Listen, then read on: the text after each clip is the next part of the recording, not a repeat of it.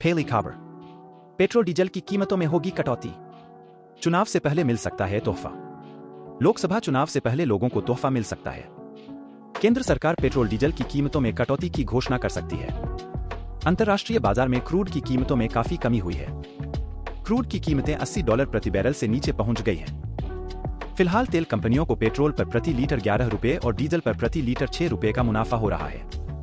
10वीं खबर, Hindenburg research की आंधी से कैसे निकले।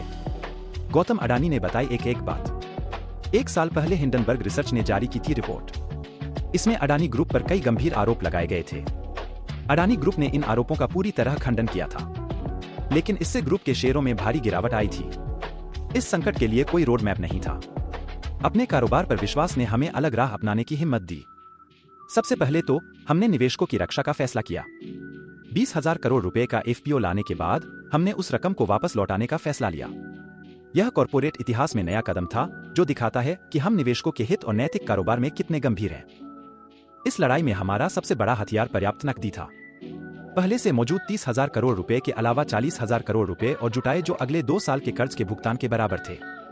ये पैसे हमने ग्रुप कंपनियों में हिस्सा बेचकर जुटाए।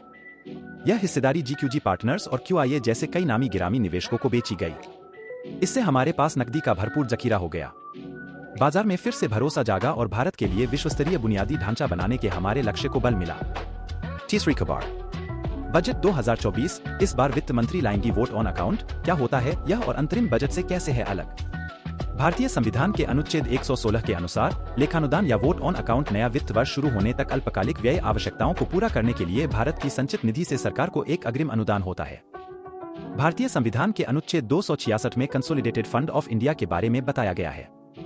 केंद्र सरकार के पास आया सारा राजस्व यहीं स्टोर होता है, जिसमें टैक्स, लोन पर ब्याज और स्टेट टैक्सेस का एक हिस्सा शामिल है। अधिनियम के अनुसार समेकित निधि को केंद्रीय बजट के दौरान हर साल केंद्र सरकार की अनुमति और एप्रोप्रिएशन अंडरटेकन बाय लॉ के अलावा निकाला नहीं जा सकता है। फोर्थ न्यूज, मैरी कॉम ने संन्याय की खबरों का किया खंडन, कहा मैंने अभी रिटायरमेंट नहीं लिया। भारतीय खेल जगत में 25 जनवरी की सुबह उस वक्त अफरातफरी मच गई जब 6 बार की world champion boxer Mary Kom ने अपने संन्यास की खबरों का खंडन कर दिया। दरअसल बुधवार देर रात मैरी कॉम के रिटायरमेंट की खबरें मीडिया में आ चुकी थी। टीवी चैनल से लेकर समूचा इंटरनेट अपनी नेशनल हीरो को उनके चमकदार करियर के लिए शुक्रिया कह रहा था। मगर अचानक मैरी कॉम सामने आती हैं और बयानों को तोड़मरोड़ कर पेश करने का आरोप लगाते हुए संन्यास की खबरों को गलत करार दे देती हैं। फिफ्थ न्यूज, अपने वादे के पक्के निकले सलमान खान। 9 साल के कैंसर पीड़ित बच्चे से मिलकर भाईजान ने पूरी की मासूम सी ख्वाहिश। अपने वादे के पक्के निकले सलमान खान। 9 साल के कैंसर पीड़ित बच्चे से मिलकर पूरी की मासूम की ख्वाहिश। सलमान खान की पहली मुलाकात जगनबीर से मुंबई के टाटा मेमोरियल सेंटर में हुई थी, जहां 4 साल के बच्चे की ट्यूमर के लिए कीमोथेरेपी चल रही थी। जगनबीर की मां सुखबीर कौर ने खुलासा किया कि 3 साल की उम्र में जगनबीर के ब्रेन में एक सिक्के के आकार के ट्यूमर का पता चला। 6 न्यूज, मंगल ग्रह पर है पानी का इतना बड़ा भंडार कि भर जाएगा लाल सागर, नए अध्ययन में दावा। रडार डेटा के संकेतों के अनुसार ये परतें बर्फ से बनी है। अगर ये बर्फ पिघली तो मंगल ग्रह की सतह 1.5 से 2.7 मीटर गहरे पानी में ढक सकती है। यह मंगल के इस क्षेत्र में खोजे गए सबसे बड़े जल भंडार का हो सकता है, जिसमें पृथ्वी के लाल सागर की मात्रा के बराबर पानी है। यानी इस पानी से लाल सागर जितना बड़ा जल भंडार भर सकता है। यह अध्ययन मंगल के इस क्षेत्र में अब तक की सबसे महत्वपूर्ण जल खोज को दर्शाता है। मंगल पर मिली इस जगह MFF की विशेषता इसकी हवा के आकार की चोटियां और टीले हैं, जो सैकड़ों किलोमीटर तक फैले हुए हैं और कई किलोमीटर ऊंचे हैं।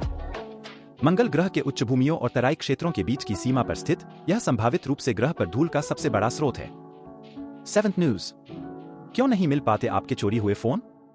नेपाल, म्यांमार होते हुए चीन पहुंच रहे छीने हुए मोबाइल। अगर आपका मोबाइल गुम या चोरी हुआ है तो इसकी रिपोर्ट तुरंत पुलिस में दर्ज कराते हैं। पुलिस अफसर के मुताबिक इसके बाद मोबाइल के IMEI नंबर समेत अन्य डिटेल्स के साथ पुलिस टेलीकॉम कंपनियों से संपर्क करती है। कंपनी मोबाइल में इस्तेमाल किए जा रहे सिम के आधार पर IMEI नंबर सर्च कर लेती है। टावर लोकेशन से यह पता चल जाता है कि मोबाइल कहां इस्तेमाल हो रहा है। हाल ही में मोबाइल स्नैचिंग के गैंग को पकड़ चुके पुलिस अफसर के मुताबिक आए दिन पुलिस एक्टिव गैंग को पकड़कर मोबाइल फोन्स की रिकवरी करती है। जो नहीं मिलते वो या तो IMEI नंबर चेंज करके फिर से मार्केट में बिक रहे हैं या देश के बाहर भेज दिए जाते हैं। वाईफाई राउटर जैसे दिखने वाले ऐसे डिवाइस मार्केट में हैं, जिसकी मदद से सिस्टम में सॉफ्टवेयर से कुछ फाइलें खोलकर फोन को उससे कनेक्ट कर दिया जाता है। इसके बाद बदले हुए नंबर के साथ IMEI को रिप्लेस किया जा सकता है।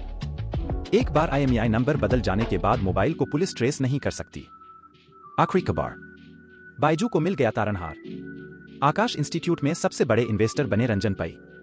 लंबे समय से संकट से जूझ रही एडटेक कंपनी बायजू के लिए बड़े दिनों बाद अच्छी खबर आई है। रंजन पै के रूप में कंपनी को एक तारनहार मिल गया है। उन्हें आकाश इंस्टीट्यूट में 40% हिस्सेदारी दी गई है। पै ने पिछले साल कंपनी में $30 करोड़ का निवेश किया था।